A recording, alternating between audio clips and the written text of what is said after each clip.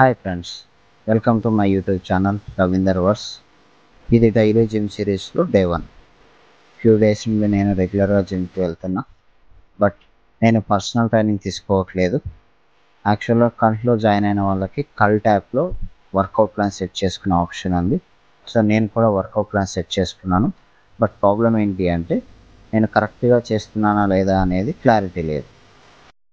So నన్ను నేనే record చేసుకొని క్రాస్ చెక్ చేయాలనుకుంటున్నా. సో దానివల్ల మిస్టేక్స్ ఐడెంటిఫై చేయొచ్చు, కరెక్ట్ చేసుకోవచ్చు, ఇంప్రూవ్ అవ్వచ్చు. అందుకే ఈ డైలీ జిమ్ సిరీస్ని స్టార్ట్ చేశాను. నిన్న లెగ్ వర్కౌట్ చేశాను.